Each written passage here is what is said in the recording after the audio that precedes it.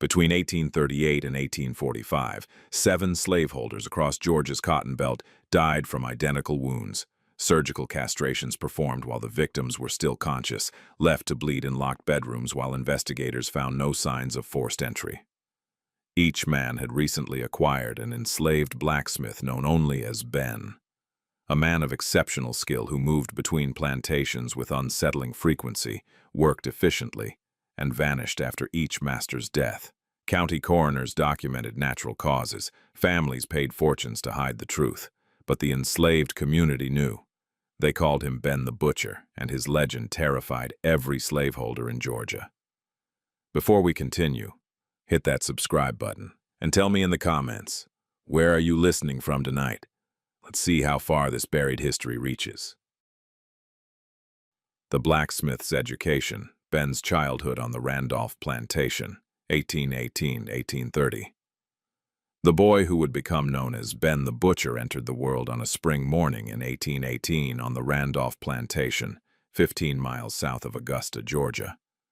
His mother, whose name appears in ledgers only as Sarah Fieldhand, age 24, died during childbirth, leaving the infant in the care of elderly women who worked in the quarters and whispered warnings about a child born under such circumstances.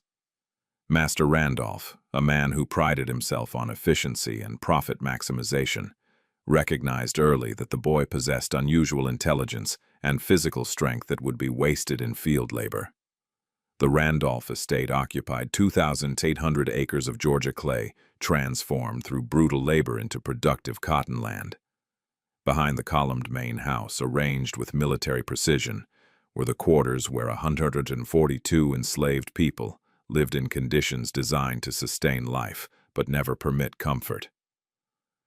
The forge occupied a position between these two worlds, close enough to the main house to serve the master's needs, distant enough to contain the noise and heat of metal work. Ben's earliest memories were of fire and hammered iron. The women who raised him understood that affection was a luxury that made loss unbearable, so they provided care without tenderness, feeding him and keeping him alive with mechanical efficiency.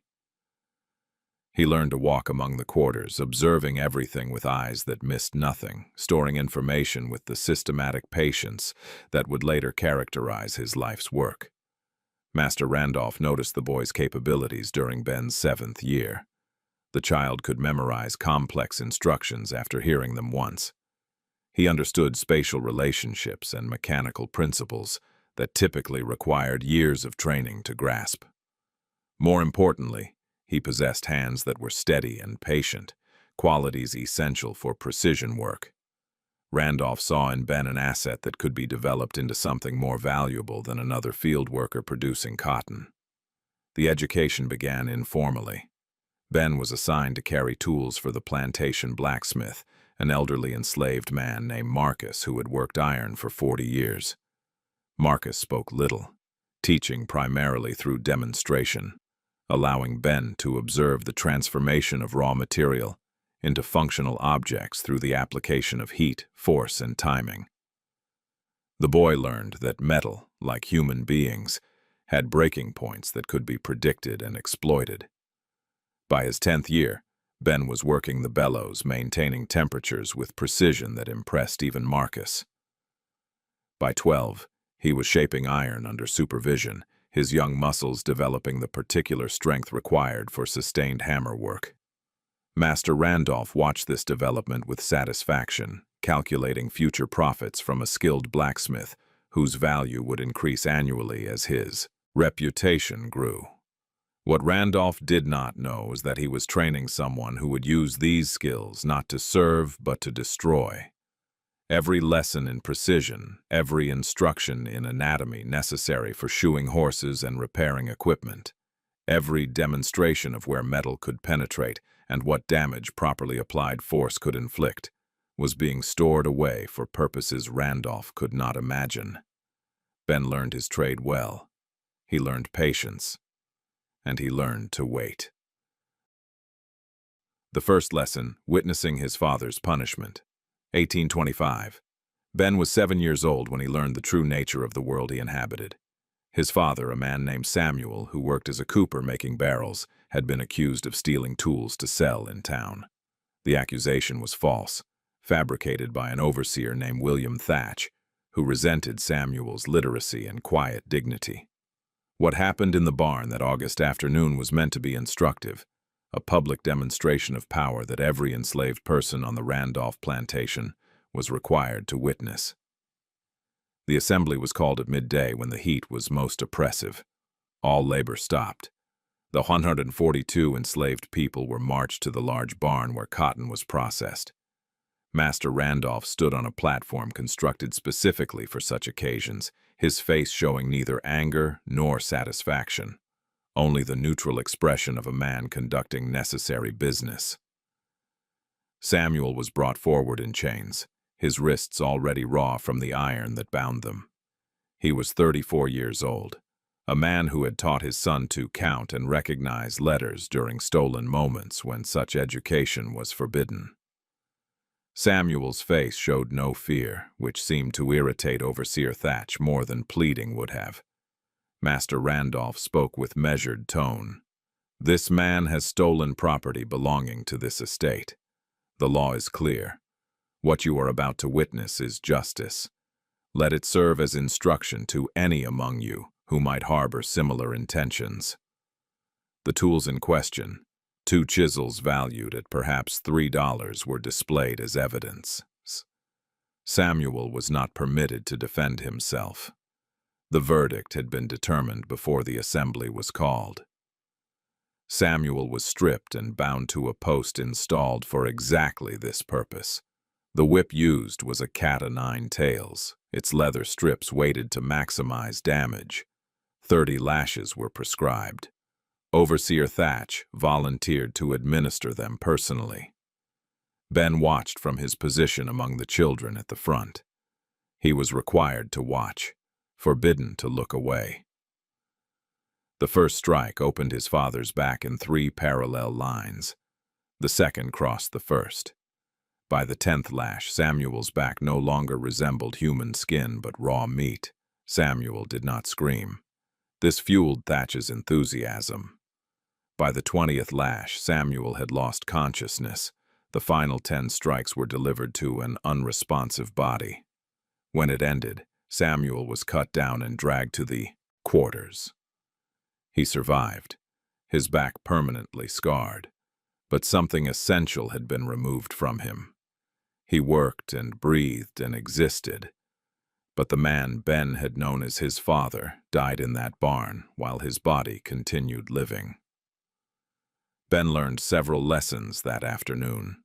He learned that the law existed to protect property, not people. He learned that innocence was irrelevant when guilt had been predetermined. He learned that power required no justification beyond its own exercise, and he learned that mercy was not a quality one could appeal to or expect. These lessons would inform every decision he made in the decades that followed. The Blacksmith's Apprentice, Learning the Trade of Metal and Fire, 1830-1835. At 12 years old, Ben was apprenticed to Joshua Whitmore, the Plantation's master blacksmith, a free black man who had purchased his own freedom decades earlier and now worked under contract for various estates across Georgia. Whitmore was 63, his hands scarred from 40 years of hammer work, his eyes sharp despite his age. He taught Ben more than metal work. He taught him patience, precision, and the satisfaction of creating something with one's own hands in a world designed to deny such agency. Joshua Whitmore's forge stood at the eastern edge of the Randolph plantation, its roof supported by posts blackened from decades of smoke. Inside, tools hung with obsessive organization. Each hammer, each tong, each chisel occupied a specific position. Whitmore had explained that chaos in the workplace led to chaos in the work itself. The relationship between Whitmore and Ben developed slowly, built on demonstrated competence rather than affection. Whitmore was interested in passing on knowledge that had taken him a lifetime to accumulate. Ben represented this possibility, a student whose aptitude suggested he might eventually surpass the teacher. The lessons began with fundamentals. Fire management came first. Whitmore taught Ben to recognize temperature through color, to know when iron reached the precise heat required for shaping. Too hot and the metal would burn. Too cold and it would refuse to yield. The proper temperature existed in a narrow range requiring constant attention. Ben learned to work the bellows with rhythmic precision, maintaining airflow that kept the coal burning at optimal intensity. Whitmore assigned Ben to this task for the first year, building the boy's understanding of how oxygen and carbon interacted. The second year introduced basic forming techniques. Whitmore demonstrated how to strike iron with controlled force, how the hammer should fall not through muscular strength alone, but through proper stance and weight distribution. A blacksmith who relied solely on arm strength would exhaust himself within hours. The power came from the entire body working as an integrated system. Ben's hands developed calluses that would never heal. Burns marked his forearms in patterns resembling constellations. His shoulders broadened from constant hammering. By his 14th year, he stood nearly 6 feet tall, his frame filling with muscle from the daily requirements of the forge. The instruction expanded to specialized knowledge. Whitmore taught Ben to recognize different types of metal by appearance and behavior under heat. Iron came in varieties, some suited to structural work, others better for tools requiring sharp edges. Ben learned to forge weld, joining separate pieces into seamless holes. He learned to harden steel through quenching. But the most valuable education came from observing human nature. The forge attracted visitors. Plantation owners commissioned specialized tools. Overseers arrived for equipment repairs. Ben watched these interactions, noting how Whitmore navigated Georgia's complex social hierarchies, maintaining his free status through careful deference. By 1835, Joshua Whitmore had taught Ben everything the old man knew about metalwork. What Whitmore had not taught, because he did not know it himself, was how this knowledge could be weaponized. That education would come later, through Ben's own experimentation. But the foundation had been laid in those 5 years of learning precision, patience, and the satisfaction of work completed exactly as intended. The Anatomy of Control, Understanding the Master's Weakness, 1836.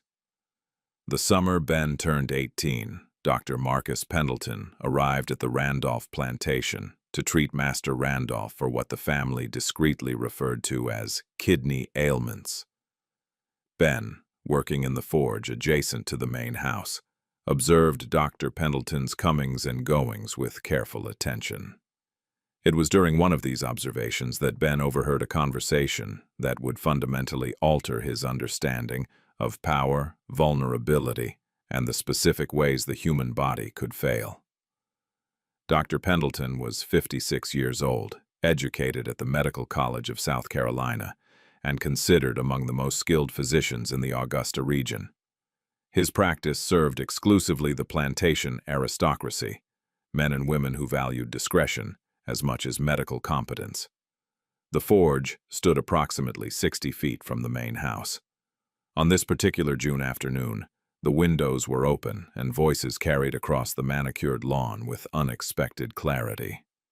Ben was alone, Joshua Whitmore having gone to a neighboring plantation. The rhythmic sound of hammer on anvil had ceased.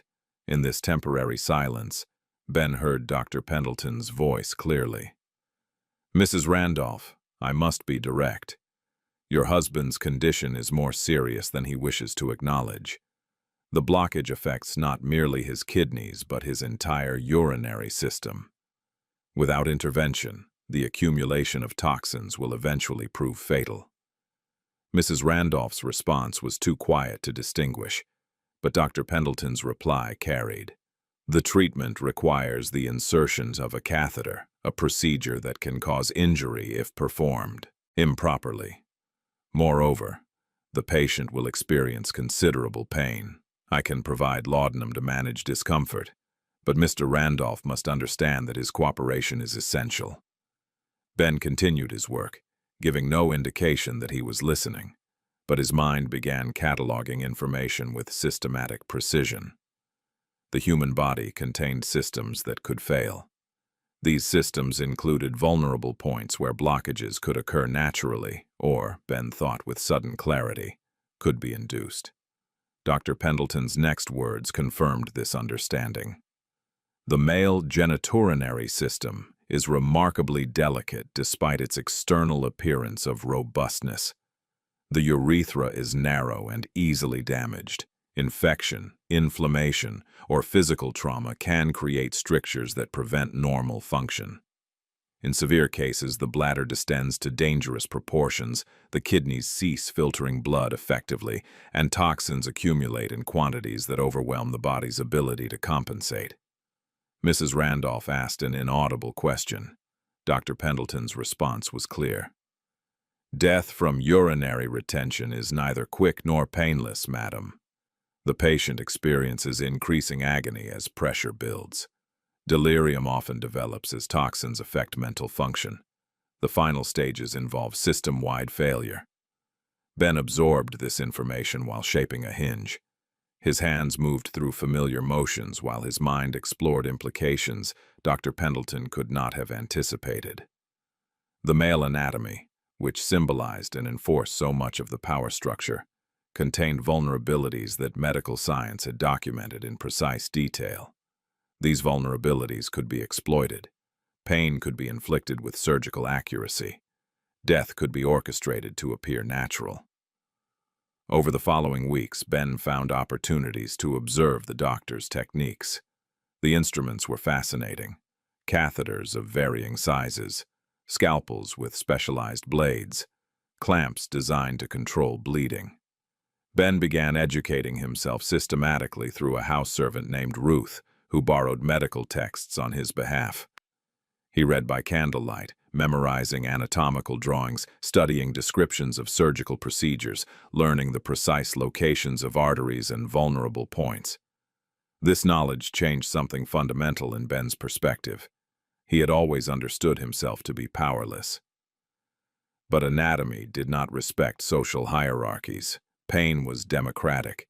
Death came to masters and slaves alike. And someone with knowledge, with skill, with patience and careful planning could invert the power structure in ways the law could not prevent. The education Master Randolph had provided, believing he was creating a valuable asset, had actually created something far more dangerous. The first sale. Ben's transfer to the Morrison Plantation, 1837. Master Randolph died in his sleep in March 1837, and his estate was liquidated to settle debts that surprised everyone who had believed in the plantation's prosperity.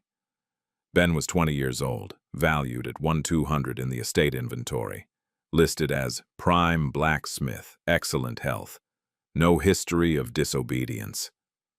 He was purchased by Alexander Morrison, a newer planter who had made his fortune in cotton speculation, and was assembling what he called his perfect workforce through careful acquisition at estate sales. The sale took place in Augusta at the Exchange Hall, a building that served multiple commercial functions, including the regular auction of enslaved human beings every second Tuesday of the month. Ben stood on the auction block with 11 other people from the Randolph estate, each cleaned and dressed to maximize sale prices. The auctioneer, Silas Carmichael, described Ben's qualities with enthusiastic exaggeration. "Gentlemen, I direct your attention to this specimen. 20 years of age, standing 6 feet and 2 inches, trained by Joshua Whitmore himself as a master blacksmith. This man can forge any tool, shoe any horse, repair any equipment. He reads and writes sufficiently to maintain forge records. He has no scars indicating punishment, because he has never required punishment. Starting bid is $800. The bidding proceeded in $50 increments. Alexander Morrison, standing in the back wearing an expensive suit, waited until the price reached $1,000 before raising his hand. When the gavel fell at $1,200, Ben became the property of a man he had never met. The transfer occurred immediately. Morrison's agent, a hard-faced man named Garrett, who served as both overseer and enforcer, took possession of Ben and 4 other purchases. They were chained together at the ankles, loaded into a wagon, and transported south toward Morrison's plantation near Milledgeville. The journey took 2 days. During this journey, Ben observed Garrett carefully. The man was perhaps 35, muscular, carrying a pistol and a whip with casual comfort. He spoke little to his charges, providing water and food sufficient to maintain health, but offering nothing resembling conversation. When they stopped for the night, Garrett chained the group to the wagon's wheel. Ben noted these security measures with professional interest. Garrett was competent but not imaginative. He followed established procedures without variation, which created patterns that could be anticipated and exploited. These details filed themselves away in Ben's mind, alongside all the other information he collected and saved for potential future use. Morrison's plantation was larger than Randolph's, encompassing nearly 4,000 acres worked by 218 enslaved people. The main house surpassed any architecture Ben had previously encountered, 3 stories of white columns and expansive porches. The quarters were arranged in precise rows behind the main house, out of sight from the approaching road. Ben was assigned to the forge, which occupied a prominent position, near the plantation's workshops. Morrison understood blacksmithing's centrality to plantation operations. The forge itself was well equipped, better than what Ben had worked with at the Randolph plantation. Morrison's previous blacksmith had died 6 months earlier, and Ben's first task was to restore organization and functionality.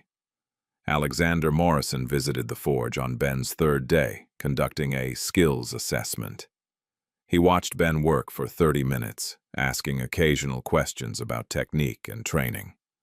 When the assessment concluded, Morrison seemed satisfied. "You will meet expectations or exceed them. I expect you to be better than Cyrus. You will document all work in a ledger.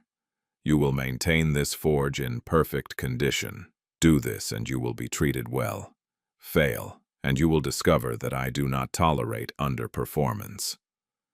Ben nodded, giving no indication of the thoughts forming beneath his carefully neutral expression. Morrison spoke of treatment and expectations as if Ben were equipment that should function reliably or be disposed of. What Morrison did not know was that Ben had already decided how this relationship would end. Not immediately, not obviously, but eventually, inevitably, Alexander Morrison would die in ways that would appear natural while being entirely intentional. Ben's new education in the art of careful murder was about to begin. Morrison's methods, a master's particular cruelties, 1837-1838. Alexander Morrison was 36 years old and convinced that he had developed revolutionary techniques for maximizing productivity among enslaved workers. His methods, which he documented in detailed journals he hoped to eventually publish, involved what he termed strategic incentivization through systematic deprivation and controlled restoration of privileges. What this meant in practice was a regime of psychological torture calibrated to break spirits while maintaining physical capability for labor. Morrison had studied the plantations of his competitors with the analytical eye of someone seeking competitive advantage through innovation. He concluded that most slaveholders relied too heavily on physical punishment, which damaged valuable property and created resentment that manifested in reduced productivity and occasional resistance. His approach would be more sophisticated, targeting the mind rather than the body, creating dependence rather than merely enforcing compliance through fear. The system operated through carefully calibrated cycles. Workers were provided adequate food for 1 month, then reduced to minimal rations for 2 weeks, then returned to adequate portions. This created a psychological association between obedience and sustenance, between Morrison's approval and basic survival. Those who exceeded productivity targets received small rewards: a piece of salt pork, an extra blanket, permission to visit family members housed in different quarters. These privileges were granted publicly and revoked just as publicly for infractions that Morrison defined with arbitrary precision. Ben observed this system during his first months at the Morrison Plantation, with the detached interest of someone studying a machine's operation. He noted how workers began to police each other, reporting minor violations in hopes of gaining favor. He watched families fracture as individuals prioritized personal survival over collective resistance. He saw how Morrison's methods created isolation more effectively than any physical barrier, turning the quarters into a space of mutual suspicion rather than solidarity. The forge provided Ben with relative immunity from Morrison's worst manipulations. Skilled labor required consistent energy and focus that could not be maintained on starvation rations. Morrison understood this calculation. He needed Ben's expertise more than he needed to demonstrate dominance over him. But this immunity was provisional, dependent on Ben's continued utility and Morrison's perception of his compliance. Morrison visited the forge weekly, reviewing Ben's work and production records with meticulous attention. He would examine completed items, testing joints and edges, looking for any excuse to find fault. When he discovered imperfections, real or imagined, he would document them in his journal, explaining how such failures would be addressed through his system of consequences. Ben learned to produce work of such consistent quality that Morrison's inspections found nothing to criticize, which seemed to disappoint the man more than satisfy him. But it was Morrison's treatment of those who could not meet his standards that revealed the true nature of his character. An elderly man named Jacob, who had worked cotton fields for 40 years, began to slow as age diminished his physical capacity. Morrison did not sell Jacob or assign him lighter work. Instead, he reduced the man's rations to below subsistence levels while maintaining his work quotas, creating a death spiral that ended with Jacob collapsing in the field on a November morning, dying where he fell while other workers continued their labor, forbidden to pause or assist. Ben witnessed this death from the forge. He watched Morrison observe Jacob's collapse with no more emotion than he would show for broken equipment being removed from service. The body was dragged to the edge of the field and left there until evening, when it could be buried without interrupting the day's productivity. No service was held. No acknowledgement was made beyond an entry in Morrison's ledger noting the loss of property valued at $50. This casual erasure of human life, this reduction of existence to accounting entries, crystallized something in Ben's mind. Morrison was not merely cruel. He was methodical in his cruelty, systemizing it, documenting it, preparing to teach others his techniques. He represented not an aberration but an evolution of the plantation system, refining its mechanisms of control with the same attention Ben applied to perfecting metalwork. And like any system, Morrison's operation contained vulnerabilities that could be identified and exploited by someone patient enough to study them carefully. The Breeding Program, Morrison's Obsession with Human Livestock, 1838. It was Morrison's obsession with what he called scientific breeding that first planted the seed of Ben's eventual revenge. Morrison had decided that Ben, given his size, strength, and intelligence, represented ideal genetic material that should be propagated. The orders were explicit and documented in Morrison's breeding ledger, a volume he maintained separate from standard plantation records. Ben would be paired with selected women from Morrison's holdings, the pairings documented, the resulting children tracked like agricultural experiments, tracking crop yields across different soil conditions. Morrison approached this program with the enthusiasm of someone who believed himself at the forefront of agricultural innovation. He had read treatises on animal husbandry, studied bloodline management in horse breeding, and concluded that the same principles could be applied to human property, with results that would increase his estate's value, while contributing to what he saw as the improvement of enslaved stock generally. The program was not unusual. Many planters, engaged in similar practices, though few documented them with Morrison's obsessive precision. Ben was summoned to the main house in April 1838 and informed of his new role. Morrison explained the program as if conferring honor rather than announcing violation. You possess qualities worth perpetuating. Your children will be valuable assets, and you will be contributing to the improvement of the entire enterprise. This is not punishment, but recognition of your superior attributes. The women selected for the program had no more choice than Ben. They were brought to a cabin Morrison had designated for breeding purposes, a structure located between the main house and the quarters, isolated enough for privacy, but positioned where Morrison could monitor comings and goings. The cabin contained a bed, a table, a lamp, and nothing else. Its purpose was singular and undisguised. The first woman brought to Ben was named Hannah. She was 22 years old, purchased 6 months earlier from a plantation in South Carolina. Morrison had selected her for what he termed her robust constitution and proven fertility, meaning she had already borne 2 children who had been sold away from her before her own sale. She entered the cabin with eyes that held neither hope nor fear, only exhausted resignation. Ben looked at her and understood that they were both victims of Morrison's program, both reduced to breeding stock in a system that recognized no humanity beyond economic function.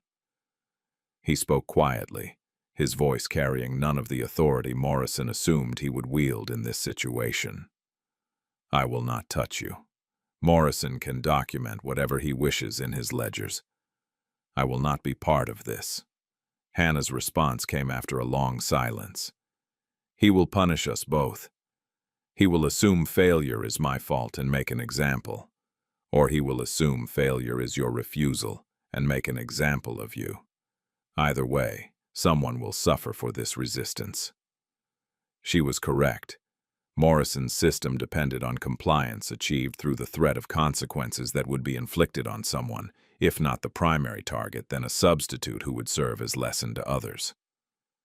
Refusal was not simply personal defiance, but a threat to the entire structure of control Morrison had constructed. Ben and Hannah sat in that cabin through the night, speaking in whispers about the impossible choice they faced. Compliance meant surrendering the last remnants of autonomy over their own bodies. Refusal meant inviting punishment that Morrison would calibrate for maximum instructional value to other enslaved people, watching for any sign that his system could be resisted.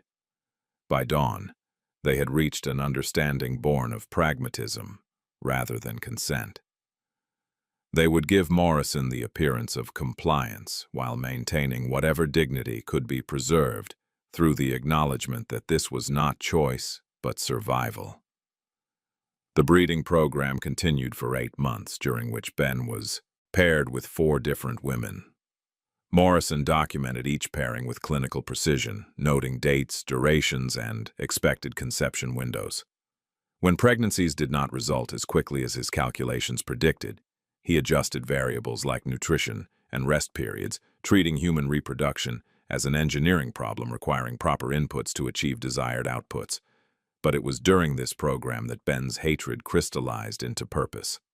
Morrison's obsession with control, his reduction of human beings to livestock, his documentation of every violation in ledgers he maintained with pride, all of it revealed a man who had systematized cruelty to a degree that transcended individual acts of violence. Morrison represented the logical conclusion of a system built on the premise that some humans could own others. And Ben decided that Morrison would be the first to pay the price for his innovations in oppression. Sarah's resistance. The woman who refused. 1838. Her name was Sarah, like Ben's mother, and she was 19 years old when Morrison designated her for the breeding program. She had been purchased from a failing plantation in South Carolina, brought to Georgia in chains, and immediately marked in Morrison's ledgers as suitable breeding stock, strong constitution, compliant temperament. But Sarah was not compliant. She was calculating. and when she was forced into Ben's presence in the breeding cabin that Morrison used for his controlled pairings, she looked at Ben and whispered 5 words that changed everything. "We can kill him together." Ben had encountered many forms of resistance during his 20 years of enslavement. He had seen subtle sabotage, deliberate slowness, feigned illness, and carefully performed incompetence. He had witnessed open defiance that resulted in brutal punishment. But he had never heard someone speak murder aloud, with such calm certainty as if discussing the weather or the day's work assignments. Sarah sat on the edge of the bed Morrison had provided, her hands folded in her lap, her expression neutral except for her eyes, which held something fierce and unbroken. She continued speaking in that same quiet tone. "He brings us here like animals. He documents it in his books. He believes himself enlightened, scientific. He believes we are too broken or too stupid to resist. He is wrong." Ben studied her carefully, considering whether this was a test arranged by Morrison, some elaborate trap to identify potential troublemakers. But Sarah's scarred wrists, visible in the lamplight, told stories of previous resistance and previous punishments. Morrison's ledger had noted her compliant temperament, but the reality sitting before Ben suggested Morrison's observations were as flawed as his belief in the permanence of his control. "How?" Ben asked simply. Not whether, but how. Sarah's directness had cut through months of Ben's private planning, his careful observations, his slow accumulation of knowledge about poisons and anatomy. She had spoken aloud what he had thought but never voiced. "You work metal. You understand tools, weapons, how things are made and unmade. I work in the main house. I serve his food. I enter his chambers. I have access. Between us, we have opportunity." Sarah's logic was flawless, her assessment accurate. But the risk was enormous. Discovery would mean death, not quick, but prolonged and public, designed to terrorize any others who might harbor similar thoughts. They spent that night not in Morrison's intended purpose, but in conspiracy. Sarah described the layout of the main house, Morrison's routines, the times when he was most vulnerable and least guarded. Ben shared what he had learned from Dr. Pendleton's conversations years earlier, the anatomical knowledge that revealed human fragility beneath appearances of strength. Together they began to sketch a plan that would transform Morrison's breeding program into the mechanism of his own destruction. Sarah had been observing Morrison for 6 months since her arrival at the plantation. She had learned his habits with the attention of someone planning to exploit them. Morrison took his evening meal at 8 o'clock, served by Sarah and one other houseworker. He drank whiskey afterward, 2 glasses precisely, in his study while reviewing the day's production records. By 10 o'clock he was in bed, often sleeping heavily from the whiskey and the laudanum he took for chronic back pain. The house staff, including Sarah, finished their duties by 9:30 and returned to their quarters. But the main house had service passages used for moving between rooms without disturbing the family's living spaces. Sarah had discovered that these passages remained unlocked, that Morrison's confidence in his security was absolute and therefore careless.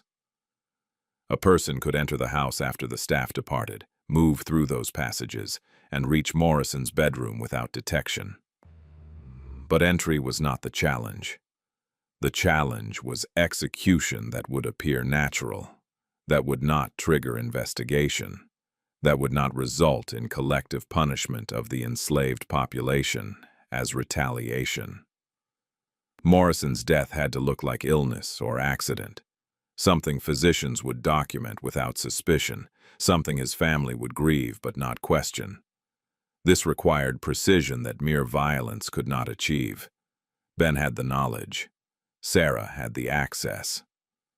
Together they had the motivation born of lives reduced to breeding stock in Morrison's agricultural experiment.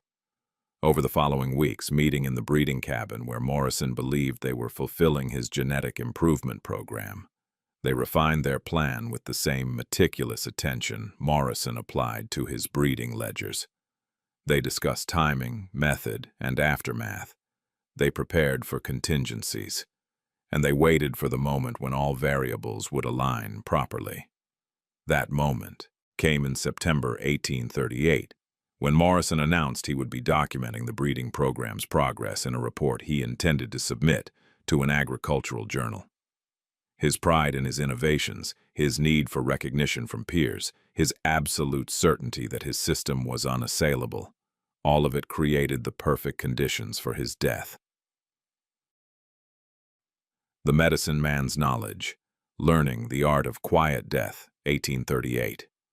Among the enslaved workers on the Morrison plantation was an elderly man known only as Solomon, who served as the unofficial healer for the quarters.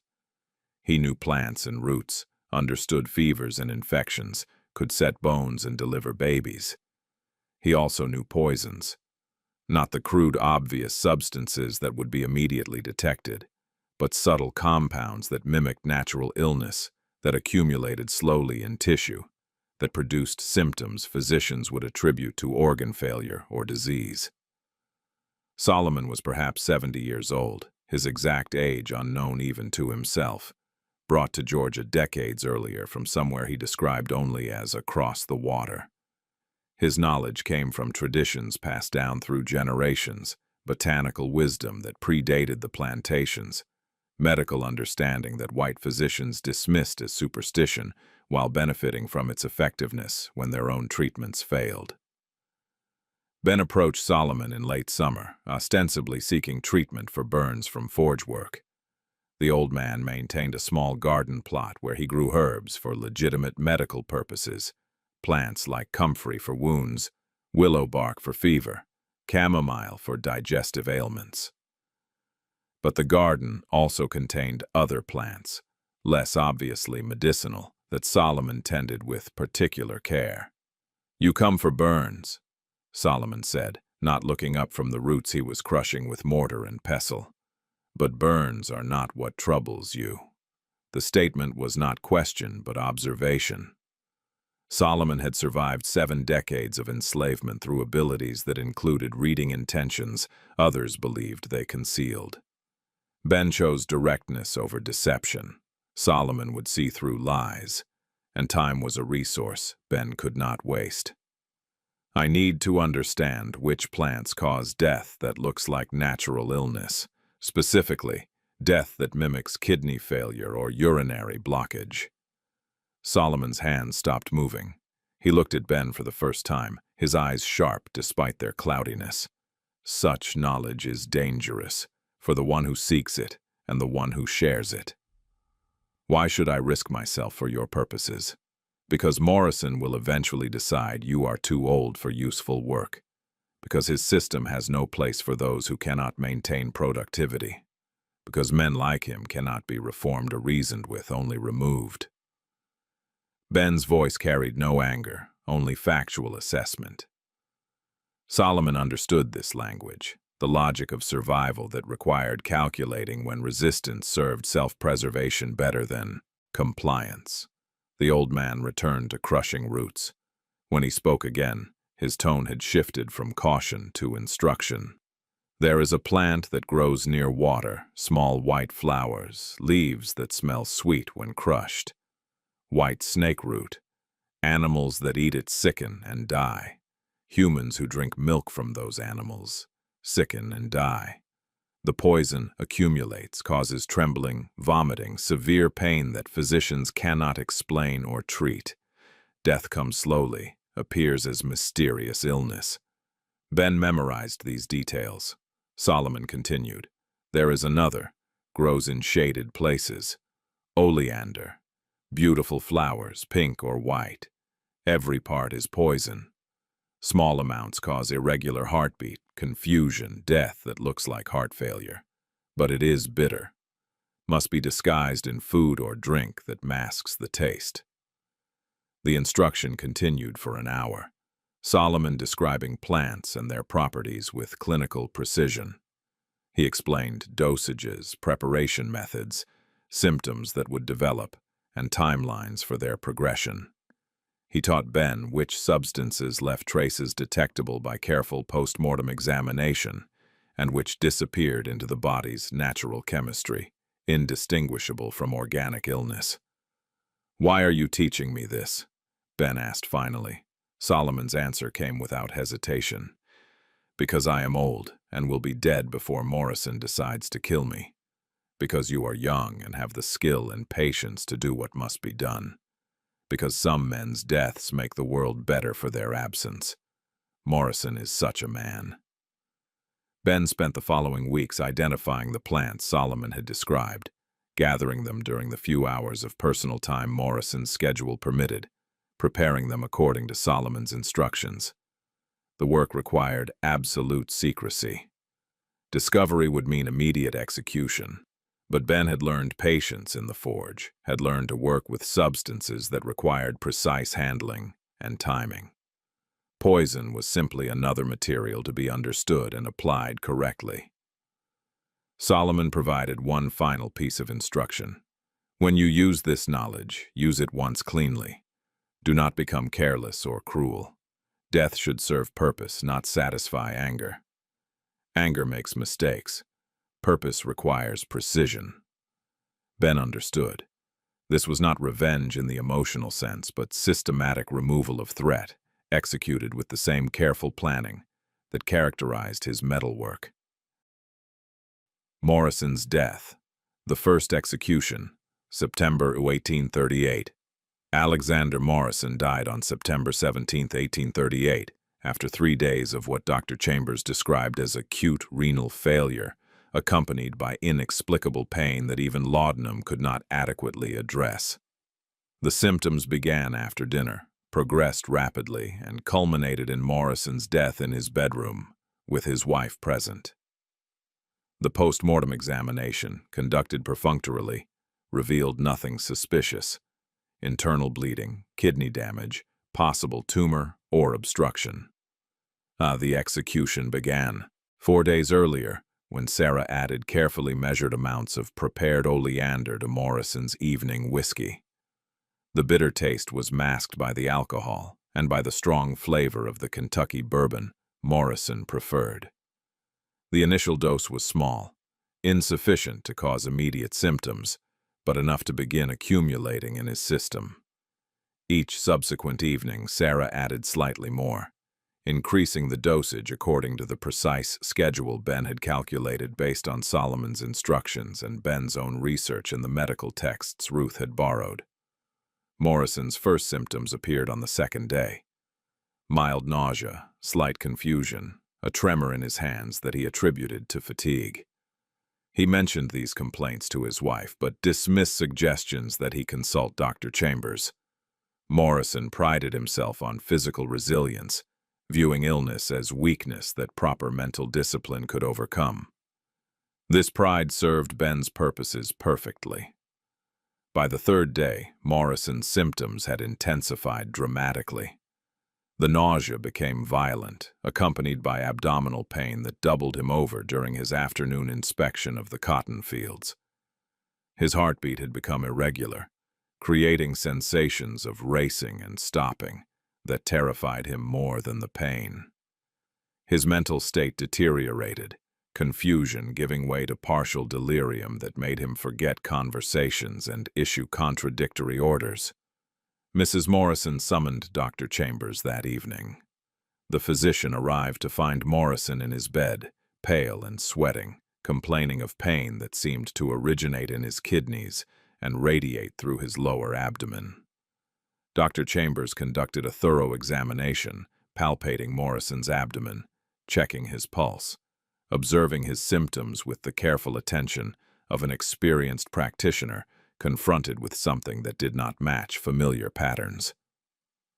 "The symptoms suggest renal failure," Dr. Chambers announced to Mrs. Morrison. "Though the sudden onset is unusual, we will attempt treatment with increased fluids and laudanum for pain management. I will return tomorrow morning to assess his progress." But there would be no progress.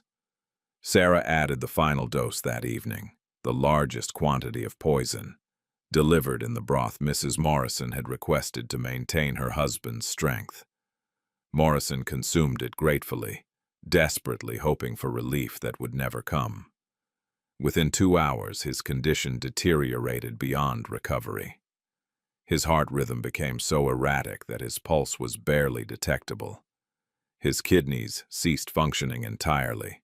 Toxins accumulated in his blood at levels incompatible with consciousness or life. Morrison died just after midnight, his wife and Dr. Chambers present but helpless. His final moments involved thrashing movements and incoherent speech that Dr. Chambers interpreted as delirium from uremic poisoning. The physician noted in his records that the death, while tragic, followed a pattern consistent with acute kidney failure of unknown origin, possibly a tumor or congenital defect that had finally manifested catastrophically. The post-mortem examination was brief. Dr. Chambers opened the body cavity, observed the discolored kidneys, noted fluid accumulation consistent with organ failure, and concluded that Morrison had died of natural causes. The possibility of poisoning never arose. Oleander left no distinctive markers that physicians of 1838 could detect. Morrison's symptoms matched kidney disease closely enough that alternative explanations seemed unnecessary. Ben learned of Morrison's death while working in the forge the following morning. The news spread through the plantation with speed that suggested relief more than grief. Morrison had not been loved or respected, merely feared. His death created not sadness but uncertainty about what would come next, whether the next owner would be better or worse. Ben showed appropriate solemnity, but beneath his neutral expression was satisfaction. The first execution had succeeded perfectly. Morrison had died in agony, conscious long enough to understand that his body was failing, helpless despite his wealth and power. Sarah remained outwardly unchanged, performing her duties with the same efficiency she had always shown. But when she passed Ben near the quarters that evening, their eyes met briefly, and understanding passed between them. They had killed a master and escaped detection. They had proven that the system's control was not absolute, that carefully applied knowledge could overcome arbitrary power. Morrison's breeding program, his systematic cruelty, his documented innovations in oppression, all of it had ended in a death that the law would never investigate and society would never acknowledge as murder. The inheritance pattern, passing between owners. So 1838, 1840. Morrison's widow sold the plantation within 6 months, unable to manage the operation alone and unwilling to remain in a place haunted by her husband's screams. Ben was sold again, this time to Thomas Whitfield, who had heard of Ben's exceptional skills as a blacksmith and believed he had acquired a valuable asset at favorable terms. What Whitfield had actually acquired was a patient killer who had refined his methods during the Morrison household's final months. The sale occurred in December 1838 at a private auction held at the Morrison estate. Mrs. Morrison had decided against transporting enslaved workers to Augusta for public sale, preferring instead to liquidate assets quietly to avoid speculation about her husband's sudden death. Buyers arrived by carriage, examining human property with the same careful attention they would give to purchasing horses or farm equipment. Thomas Whitfield was 42 years old, owner of a 3,200-acre plantation near Macon that specialized in both cotton and tobacco. He was known among Georgia's planting class as a shrewd businessman who maximized profits through careful management rather than innovation. Unlike Morrison, Whitfield had no interest in revolutionary techniques or breeding programs. He wanted reliable workers who would maintain productivity without requiring excessive supervision or creating problems that disrupted operations. Ben was presented to potential buyers in the Morrison forge, demonstrating his skills by completing a series of tasks that showcased his versatility. He shaped horseshoes, repaired a broken plow blade, and fabricated a complex hinge assembly while buyers observed and asked questions about his training, health history, and temperament. Whitfield watched these demonstrations with particular interest, calculating the value that skilled metalwork would add to his plantation's self-sufficiency. The bidding was quiet and efficient. Whitfield offered $1,400, a significant sum that reflected both Ben's skills and the general inflation in enslaved workers' prices during Georgia's cotton boom. Two other planters made competing offers, but Whitfield's wealth and determination prevailed. When the transaction concluded, Ben became Whitfield property, transferred with a bill of sale that described him in the same language used for livestock. The journey to Whitfield's plantation took 3 days, Ben traveling in a wagon with 5 other purchased workers, all of them chained to prevent escape attempts. Whitfield's overseer, a methodical man named Crawford, supervised the transport with professional detachment. He provided adequate food and water, allowed rest stops at appropriate intervals, and maintained security without unnecessary cruelty. Crawford was competent, efficient, and utterly indifferent to the humanity of those he transported. Ben used this journey to observe and analyze. He noted Crawford's routines, the security measures employed, the vulnerabilities that existed in even the most carefully managed system. He studied Whitfield during brief interactions, assessing the man's personality and identifying potential weaknesses. Most importantly, he began planning how and when Whitfield would die. The pattern was establishing itself. Ben would be sold, would spend months observing his new owner, would identify the precise method and timing for execution, and would implement the plan with surgical precision. Morrison's death had provided proof of concept. The system that moved Ben between plantations like equipment also provided cover for systematic elimination of slaveholders. Each sale created distance from previous deaths, made patterns harder to detect, allowed Ben to refine his techniques based on lessons learned from previous executions. Sarah remained at the Morrison estate, sold separately to a local planter. Before Ben departed, they spoke briefly, acknowledging what they had accomplished together and accepting that they would likely never see each other again. Sarah's final words carried weight beyond their simple phrasing. Others will need what we learned. Others will continue what we started. She understood that Morrison's death was not an ending, but a beginning. The first execution in what could become a campaign of resistance that transcended individual acts of vengeance. Whitfield's sin. The master who took too much. 1840. Thomas Whitfield was not the worst of the 7 men who would die by Ben's hand, but he was perhaps the most arrogant. He believed himself benevolent because he did not use the whip as frequently as some of his neighbors. He believed himself enlightened because he allowed his enslaved workers to maintain garden plots and keep chickens. He believed himself just because he sold families together when possible.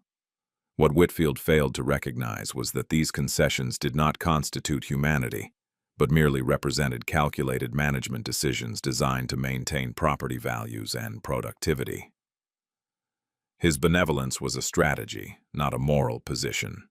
He provided garden plots because workers who supplemented their rations with vegetables required less food from plantation stores.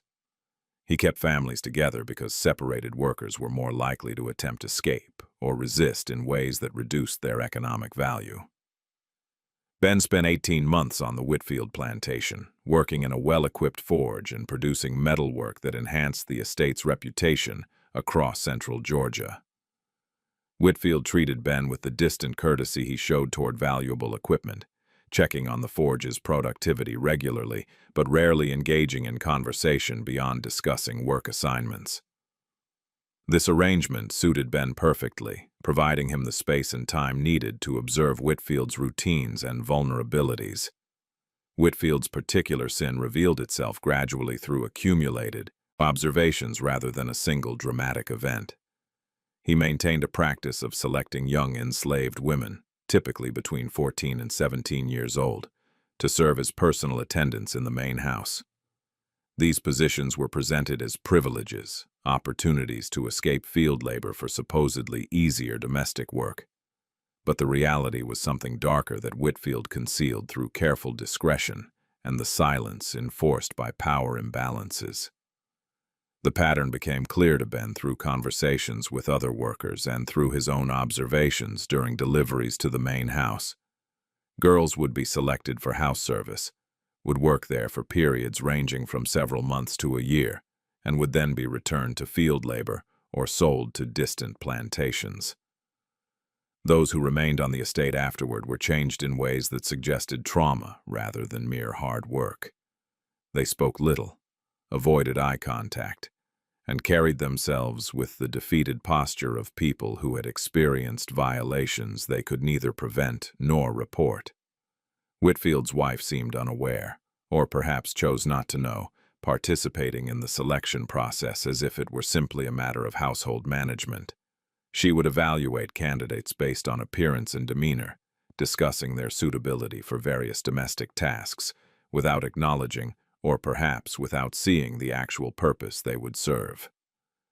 This willful blindness, this participation in a system she refused to understand, made her complicit in ways that seemed worse than direct cruelty. Ben learned specific details from a girl named Martha, who had served in the house for 8 months before being reassigned to laundry work. She described Whitfield's methods with flat affect, her voice empty of emotion, because emotion would make the memories unbearable. He would summon girls to his study after dinner when his wife had retired and the house staff had largely finished their duties. What occurred during these summons was never explicitly documented but was understood by everyone who paid attention to patterns. The realization that Whitfield's benevolence masked systematic abuse solidified Ben's resolve. Morrison had been cruel openly, documenting his innovations in oppression with pride. Whitfield was cruel secretly, hiding behind a reputation for fairness while exercising power in ways that left no official records but profound damage to those he victimized. Both men deserved death, but Whitfield's hypocrisy made his execution particularly satisfying to contemplate. Ben began planning in the spring of 1840, using knowledge accumulated from Morrison's death and refining his approach based on new circumstances. The Underground Network. How Information Traveled Between Plantations, 1840–1841. What slaveholders never fully understood was the sophisticated communication network that existed among the enslaved population across Georgia. Information traveled through channels they could not monitor or suppress. News of Ben's presence on a plantation, followed months later by a master's mysterious death, did not go unnoticed by those who paid attention to patterns invisible to white society. The network operated through multiple overlapping systems, each serving specific functions while maintaining security through compartmentalization. Workers who traveled between plantations for legitimate purposes, delivering goods or messages, carrying news that masters wanted transmitted. These people also carried information intended for enslaved audiences. A conversation about weather might contain coded references to escapes. A discussion of crop conditions could communicate warnings about patrol activity or sympathetic contacts. Religious gatherings provided another conduit. Sunday services, when allowed, brought together enslaved people from multiple plantations. Preachers would deliver sermons with layers of meaning, biblical references to Exodus and liberation, understood differently by white observers than by black congregants. After services during brief social periods, information passed quickly through whispered conversations and subtle gestures that conveyed complex messages in seconds. The most sophisticated element of the network involved people with specific roles as information brokers. These were individuals trusted across multiple plantations, people whose positions or personalities gave them access and credibility. An elderly woman might maintain this role through her reputation as a healer, visiting various estates to treat illnesses, carrying news along with her medicines. A skilled tradesman, hired out by his owner to work on neighboring properties, could observe conditions and relay information about opportunities or threats. Ben became aware of this network gradually during his time on the Whitfield plantation. An enslaved carpenter named Isaiah, who worked on multiple estates repairing buildings and fences, mentioned casually during a visit to Whitfield's forge that he had heard stories about a blacksmith whose masters seemed to die with unusual frequency. The comment was delivered neutrally, but Isaiah's eyes suggested he understood more than his words stated. Ben responded carefully, acknowledging nothing directly, but not dismissing the observation. Over subsequent months, Isaiah visited regularly, ostensibly to have tools repaired or sharpened, actually to establish trust and test Ben's willingness to communicate. The conversations remained surface level for weeks, discussions of metalwork and weather and plantation gossip that seemed innocent to anyone who might overhear. Eventually, Isaiah's purpose became explicit. There are people who need to know what you know. People who have learned what Morrison and others like him have done. People who believe some deaths serve justice when law provides none. He spoke quietly while examining a repaired saw blade, his words nearly inaudible, beneath the forge's ambient noise. Ben understood the risk and the opportunity. Sharing his methods could create a network of resistance, multiple people capable of executing similar plans against deserving targets. But it also increased the chances of discovery, of someone being caught and revealing others under torture, of the entire system collapsing through a single weak point. The calculation required weighing potential benefits against substantial risks. He made his decision based on pragmatism rather than ideology. Morrison's death had proven the concept. Whitfield's death, when it occurred, would establish the pattern. But scaling beyond individual actions required sharing knowledge, creating redundancy, ensuring that the work would continue even if Ben were caught or killed. The network Isaiah described represented infrastructure that could support sustained resistance rather than isolated incidents. Ben began teaching Isaiah the fundamentals. Not everything, not immediately, but enough to demonstrate that the knowledge was real and could be transmitted.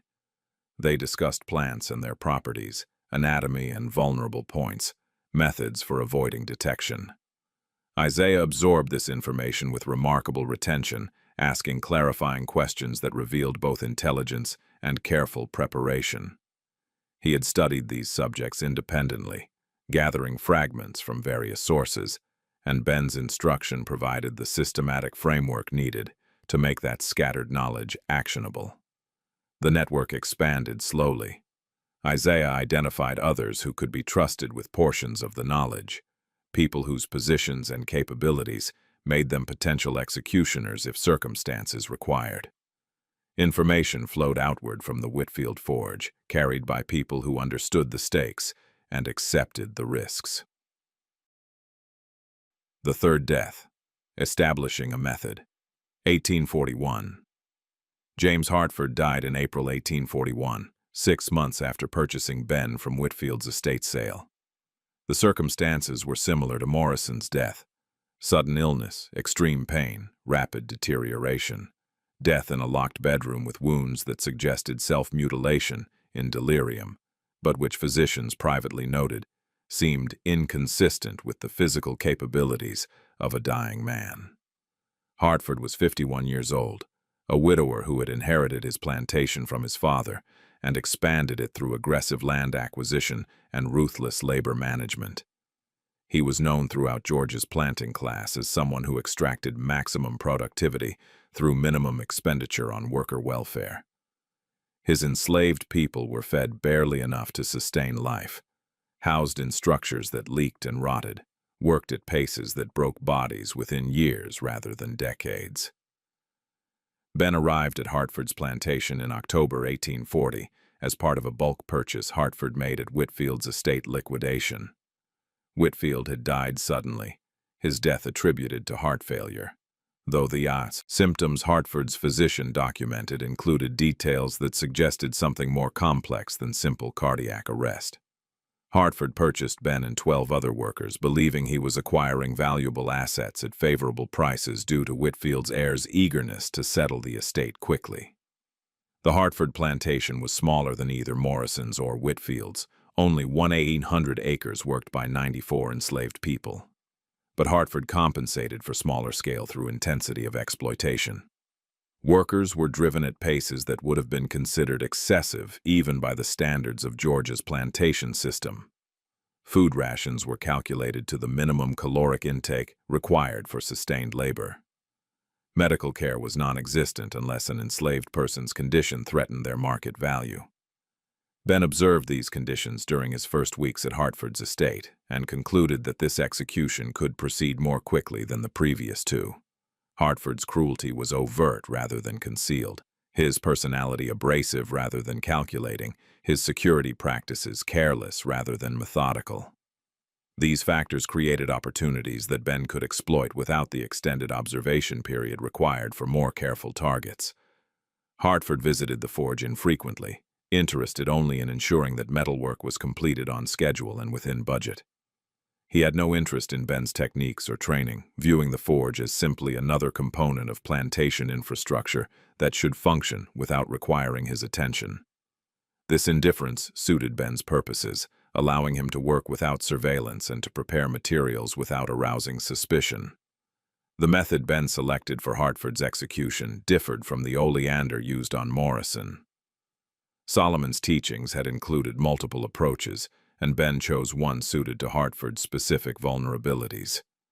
Hartford suffered from gout, a painful condition affecting his joints that he treated with laudanum and alcohol.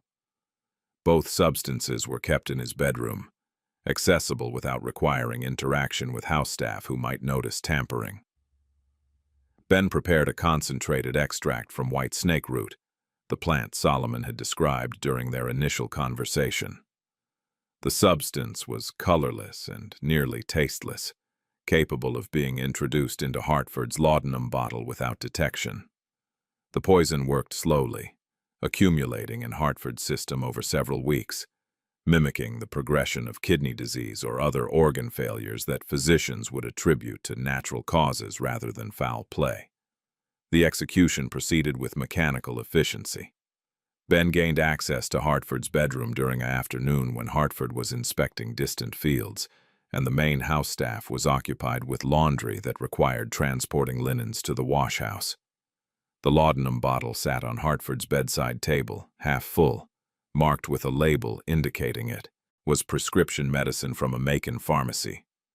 Ben replaced approximately 1/3 of the bottle's contents with his prepared extract, ensuring the color and consistency matched the original substance. Hartford's symptoms began within a week. He complained of increased pain despite taking his usual laudanum doses. His gout seemed to worsen rather than improve. He developed tremors and confusion that he attributed to aging and stress. By the 3rd week, his condition had deteriorated dramatically. Severe abdominal pain, vomiting, weakness so profound he could barely leave his bed. Dr. Matheson, summoned from Macon, diagnosed kidney failure of unknown origin. The physician prescribed bed rest, reduced protein intake, and increased fluids, treatments that would have no effect on poisoning, but appeared medically sound based on observed symptoms. Hartford's condition continued worsening despite treatment. He died on April 23rd, alone in his bedroom during the afternoon while house staff prepared dinner. The cause of death was officially recorded as acute renal failure, possibly complicated by his existing gout condition and long-term laudanum use. No autopsy was performed.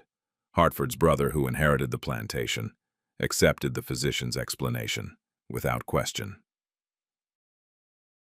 The widow's testimony. What Mrs. Caldwell almost revealed. 1842. Margaret Caldwell, widow of the 5th victim, nearly broke the silence. She had seen something the night her husband died, had heard sounds that contradicted the official narrative, had observed Ben's demeanor the following morning with suspicions that grew into certainty. She drafted a letter to the county sheriff detailing her concerns, documenting inconsistencies, demanding a proper investigation. Robert Caldwell had purchased Ben in late 1841 from Hartford's estate sale, paying $300 for a blacksmith whose reputation for exceptional skill had spread throughout central Georgia. Caldwell was 38 years old, newly wealthy from cotton speculation, eager to establish himself among the planting aristocracy through acquisition of land and enslaved workers. He treated his purchases as status symbols as much as economic assets, displaying them to visitors as evidence of his success and sophisticated judgment. The Caldwell Plantation occupied 2,400 acres near Columbus, worked by 167 enslaved people living in conditions that Caldwell considered generous, but which barely met subsistence standards. Margaret Caldwell, 26 years old and married to Robert for 8 years, oversaw household operations with meticulous attention to detail. Unlike many plantation mistresses who maintained willful ignorance about certain aspects of estate management, Margaret observed and remembered everything. She noticed Ben from his first day on the property, recognizing something in his demeanor that seemed inconsistent with his status. Most enslaved workers, particularly those recently purchased and transported to unfamiliar locations, displayed some combination of fear, resignation, or cautious optimism about new circumstances. Ben showed none of these reactions. He was calm, professional, almost clinical in his assessment of his new environment. Margaret observed Ben's work habits during the 6 months he spent at the Caldwell Plantation. He was efficient, skilled, and seemingly compliant with all instructions. But she noticed details others missed. The way he watched Robert during their infrequent interactions, studying rather than simply listening. The care he took in maintaining the forge's security, keeping it locked when not in use, restricting access to his workspace. The precision with which he documented all work in ledgers Robert had provided, creating records that were almost suspiciously thorough. Robert's death occurred in March 1842, after 3 weeks of progressively worsening symptoms that Dr. Patterson attributed to a urinary blockage requiring surgical intervention. The physician attempted catheterization to relieve the obstruction, a painful procedure that provided temporary relief, but did not address the underlying condition. Robert's pain increased despite treatment, his mental state deteriorating into delirium that made communication nearly impossible. Margaret was present in the bedroom during Robert's final hours, watching her husband thrash and scream with pain that laudanum could not adequately control. She heard him mumbling words that seemed to include accusations, fragments of sentences suggesting he believed someone had done this to him intentionally. Dr. Patterson dismissed these utterances as delirium common in patients suffering extreme pain and toxic accumulation from kidney failure. But Margaret heard something specific that caught her attention. Robert, in a moment of partial lucidity, had whispered a name. Ben. The blacksmith. He did. The sentence trailed off into incoherence, but Margaret fixated on those words. Why would her husband mention the blacksmith in his dying moments? What connection could exist between the forge and Robert's mysterious illness? The next morning, Margaret went to the forge under the pretext of inspecting metalwork Robert had commissioned before his illness. Ben was working, shaping iron with the precise hammer strikes she had observed before. When she mentioned Robert's death, Ben expressed appropriate condolences, his voice properly sorrowful, his demeanor respectful. But his eyes remained calm, showing none of the genuine distress that other enslaved workers had displayed upon learning of Robert's passing. Margaret began investigating quietly. She reviewed estate records, noting that Ben had been purchased from Hartford's liquidated estate after Hartford's sudden death. She made discreet inquiries through social networks, learning that Ben had previously been owned by Whitfield, who had also died suddenly, and before that by Morrison, who had died under similar mysterious circumstances. 4 owners in 5 years, each dying within months of acquiring Ben, each death attributed to natural cause, but involving symptoms that seemed remarkably similar. She drafted a letter to Sheriff Thomas Anderson, documenting her suspicions with methodical detail. She described Robert's final words, noted the pattern of deaths among Ben's previous owners, raised questions about whether proper investigations had been conducted. She argued that the coincidences were too numerous to ignore, that someone should examine Ben's movements and activities more closely, that at minimum the authorities should question him about his former master's deaths. The letter sat on her writing desk for 3 days while Margaret debated whether to send it. She understood the implications. Accusing an enslaved person of murdering multiple slaveholders would create scandal that could affect her social standing. If the accusations proved false, she would be dismissed as a hysterical widow, unable to accept her husband's natural death. If they proved true, the investigation would expose her deceased husband's associates to scrutiny that might reveal other uncomfortable truths about how plantations actually operated. Margaret ultimately burned the letter, not because she doubted her conclusions, but because she recognized the social forces that would prevent any meaningful investigation, regardless of evidence presented. The system protected itself through strategic ignorance, refusing to acknowledge possibilities that threatened its foundations. Ben remained at the Caldwell plantation for 2 more months before being sold to a planter in Alabama, removing him from Margaret's direct observation, but not from her memories or suspicions. The Doctor's Dilemma. Dr. Hastings discovers the pattern, 1843. Dr. Edmund Hastings had performed post-mortem examinations on 4 of the 7 victims. His medical training in Philadelphia had been thorough, his observations meticulous. By 1843, he could no longer attribute the deaths to coincidence or natural causes. The wounds were too similar, the circumstances too consistent. And when he reviewed property records and discovered that an enslaved blacksmith named Ben had been present on each estate shortly before each death, he understood he was documenting something unprecedented and terrifying. Hastings was 47 years old, practicing medicine in Georgia for 18 years after relocating from Pennsylvania. He maintained detailed records of every case he treated, a habit instilled during his medical education that proved valuable when patterns began emerging across seemingly unrelated deaths. The first case that troubled him had been Alexander Morrison in 1838. The symptoms suggested kidney failure, but the progression was unusually rapid, and the pain seemed disproportionate to the observed organ damage. Hastings had noted these discrepancies in his records, but attributed them to individual variation in disease presentation. Thomas Whitfield's death in 1840 presented similar inconsistencies. Again, the diagnosis was cardiac failure, but the symptoms included neurological manifestations that seemed inconsistent with simple heart disease. Whitfield had experienced delirium, tremors, and pain localization that suggested multiple organ systems failing simultaneously. James Hartford's death in 1841 strengthened the pattern. The renal failure diagnosis was appropriate based on observed symptoms, but Hastings noticed during the post-mortem examination that Hartford's kidneys showed damage patterns he had not previously encountered. The tissue deterioration seemed chemical rather than biological. Robert Caldwell's death in 1842 forced Hastings to confront what he had been avoiding. The symptoms were nearly identical to Morrison's death 4 years earlier. The progression followed the same timeline.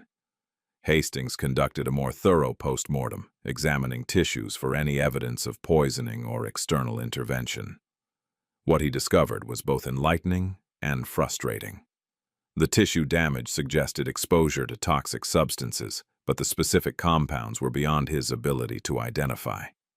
Medical science in 1843 could detect some poisons, but many substances left no traces that contemporary techniques could reveal. He began reviewing estate records, seeking common factors beyond similar death presentations. The work was tedious, requiring courthouse visits in multiple counties. But gradually the pattern revealed itself. Each deceased planter had recently purchased an enslaved blacksmith named Ben. Each death occurred within 6 to 18 months of that acquisition. Hastings documented his findings in a private journal, creating a chronology that was damning in its consistency. But he faced an impossible dilemma. Presenting this evidence would require accusing an enslaved person of systematically murdering slaveholders, creating panic among Georgia's planting class. The larger problem was that Hastings was not certain he wanted the murders stopped. His time in Georgia had exposed him to aspects of slavery that his Philadelphia upbringing had not prepared him to witness. He had treated enslaved people whose injuries came from deliberate punishment. He had delivered babies who would be sold away from their mothers. If someone was killing slaveholders, exercising a form of justice that law would never provide. Did Hastings have a moral obligation to stop it? He decided on compromise. He would continue documenting the pattern in his private journal, creating a record that could be used if circumstances changed. But he would not approach authorities publicly. History would judge whether this decision represented moral courage or professional failure. The Conspiracy of Silence. Why the Truth Could Not Be Spoken, 1843-1844. The slaveholding class of Georgia faced an impossible dilemma in 1844. If they acknowledged that an enslaved man had systematically murdered 7 masters, they would expose vulnerabilities in the entire system of control they depended upon.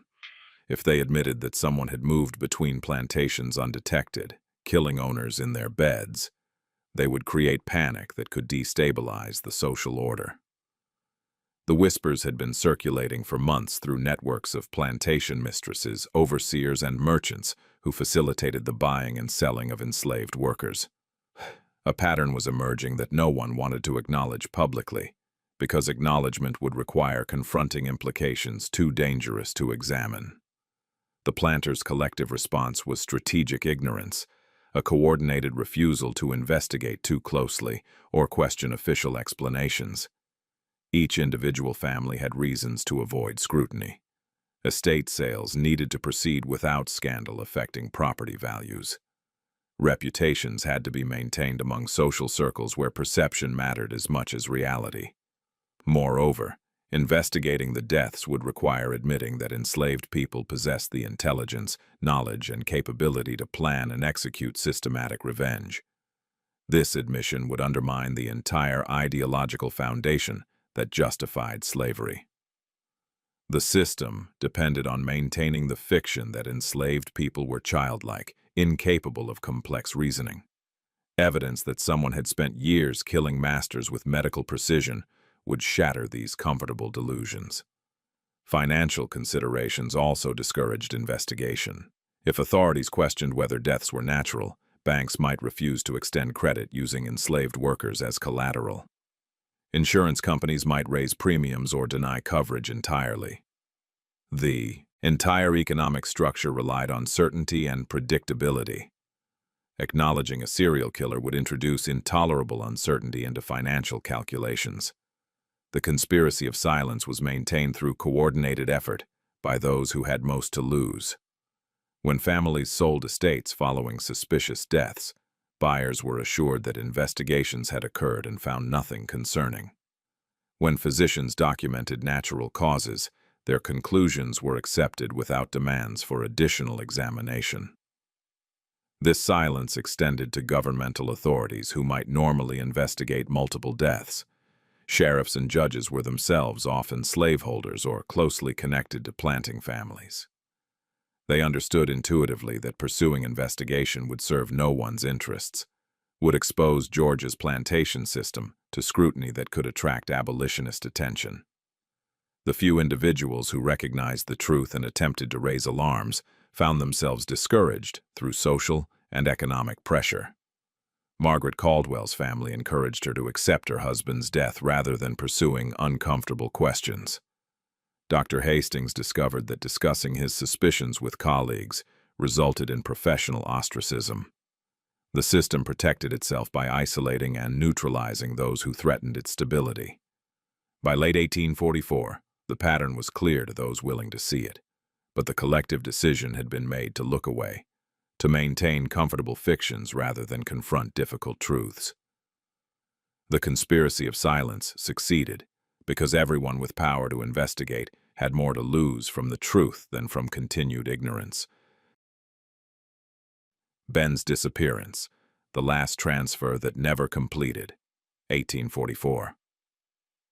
In November 1844, Ben was sold for the 8th time, purchased by a wealthy planter in Alabama who specialized in ironwork and needed a master blacksmith. The transfer was arranged through a broker in Augusta. Documents were signed. Money changed hands. Ben was placed in a wagon with 2 armed guards for the journey west. He never arrived. The guards claimed he died en route, that they buried him beside the road per standard practice with enslaved property that expired during transport. The sale represented standard procedure for liquidating assets from estates of deceased planters. Ben had been property of Samuel Matthews, who died in September 1844 under circumstances now familiar to those paying attention. The Matthews estate contracted with Thomas Bradley, a professional slave trader, who facilitated bulk sales and interstate transfers. The Alabama buyer, Joseph Richardson, owned a 5,000-acre plantation near Montgomery, with extensive metalworking operations. Richardson had heard of Ben's reputation through business networks, had inquired specifically about acquiring him, and was willing to pay $1,600. Bradley assigned 2 experienced guards to transport Ben and 3 other workers to Alabama. The guards, brothers named Edward and James Whitley, had worked for Bradley for 7 years without incident. They were armed with pistols and rifles, experienced in managing potential escape attempts. The journey was expected to take 5 days. The first 2 days proceeded normally. Workers were secured each night, fed adequately, allowed necessary rest stops. Edward Whitley maintained detailed travel logs documenting their progress. According to his entries, Ben appeared healthy, cooperative, and resigned to his transfer. On the 3rd day, the party camped near a creek approximately 40 miles from the Alabama border. The Whitley brothers established standard security procedures. Workers were chained to a large oak tree positioned where guards could observe them. The brothers took turns sleeping, maintaining watch throughout the night. Edward Whitley's log entry noted nothing unusual. But when dawn arrived, Ben was gone. The chains that had secured him lay open beside the tree, not broken but unlocked, suggesting he had obtained a key or possessed lockpicking skills. The Whitley brothers' official report claimed they discovered Ben's body 3 miles downstream the following morning, drowned after attempting escape. They stated they buried him in accordance with standard practices, marked the location, and continued to Alabama with remaining workers. Richardson was informed of the loss. The purchase price was partially refunded, and the transaction was closed. But inconsistencies suggested alternative possibilities. The chains were unlocked, not broken. No tracks were found leading to the creek despite soft ground. The burial location was described vaguely. Most tellingly, the Whitley brothers left Georgia immediately, relocating to Kentucky where questions would not follow them. Those familiar with Ben's pattern understood what had actually occurred. He had escaped during transport, using knowledge accumulated over years of observing security procedures and identifying vulnerabilities. Whether he had help from the underground network or acted alone using lockpicking skills learned through metalwork was unclear. But the result was definitive. Ben had disappeared, removing himself from the system that had bought and sold him 8 times. The legend takes form. How Ben Became the Butcher, 1845-1850. In the years following Ben's disappearance, his story began to circulate through the enslaved communities of Georgia, spreading outward through communication networks that white society could not penetrate or suppress.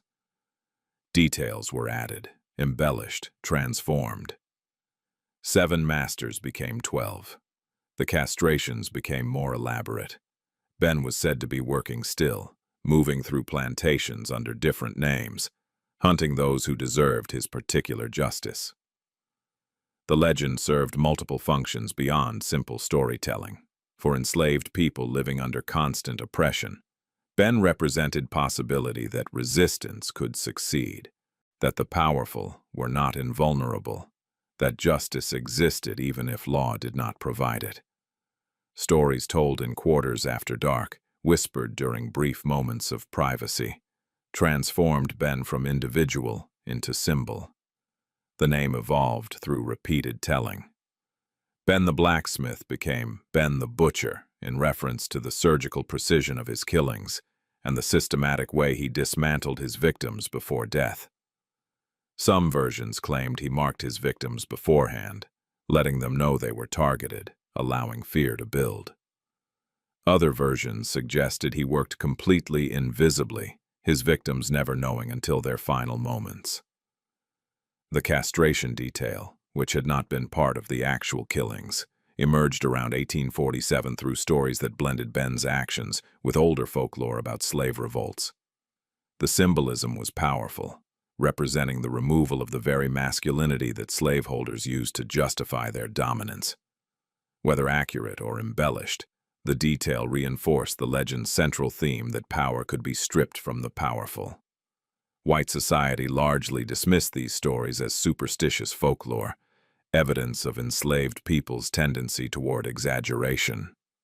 Planters who heard references to Ben the Butcher from their workers laughed at the absurdity, confident that no single enslaved person could accomplish what the legend described.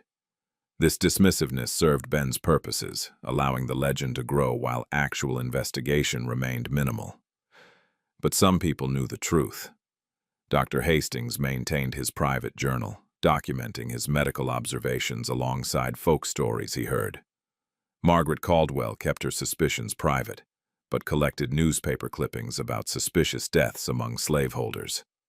Isaiah and others in the underground network preserved accurate knowledge about Ben's methods, teaching selected individuals techniques that could be employed if circumstances required. The legend's impact extended beyond inspiration.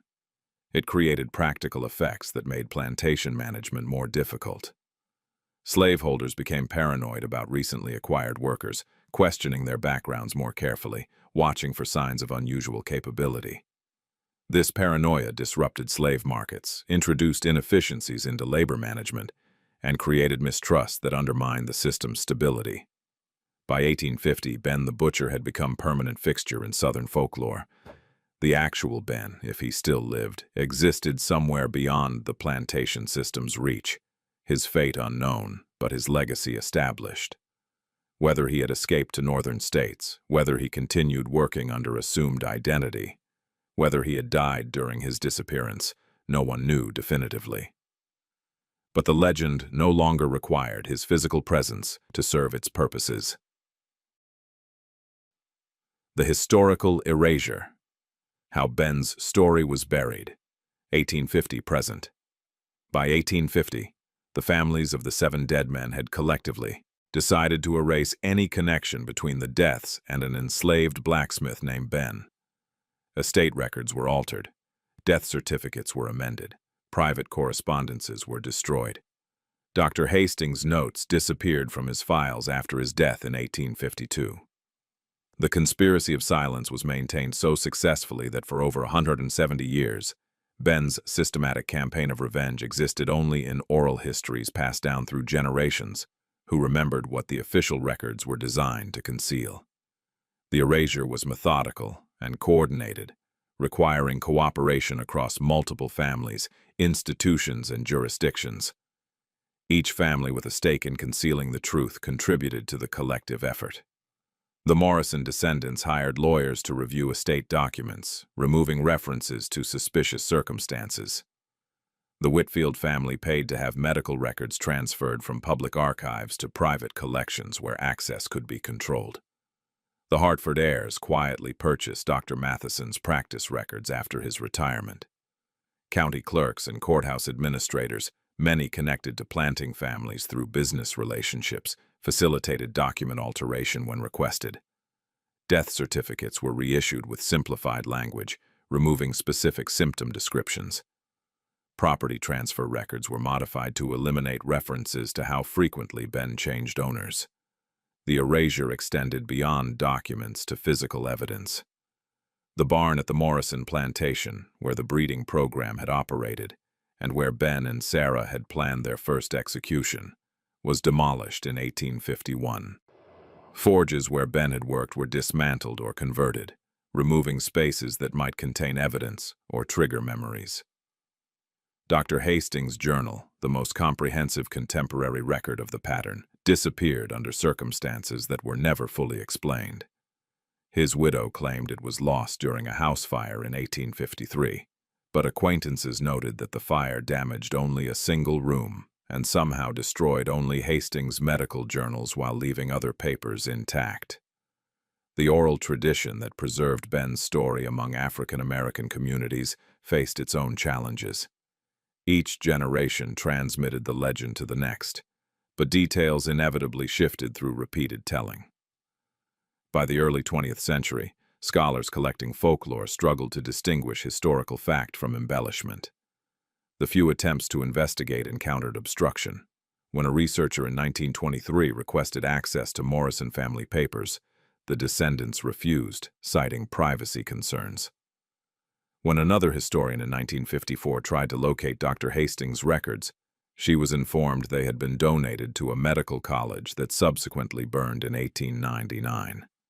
What allowed the erasure to succeed was the broader context of how American society chose to remember slavery. The dominant narrative emphasized paternalism and gradual progress toward freedom. Stories of resistance, particularly violent resistance, challenged this comfortable narrative and were dismissed as exaggeration.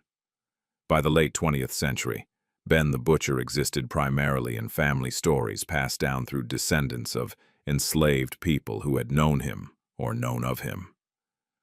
These oral histories preserved essential truths: that someone had fought back systematically, that 7 slaveholders had died for their participation in oppression.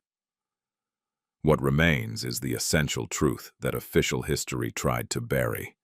A man named Ben, enslaved and sold multiple times, educated himself in human vulnerabilities, and systematically killed at least 7 slaveholders before escaping entirely. His story survived through collective memory maintained by communities who understood that some histories are too important to let die.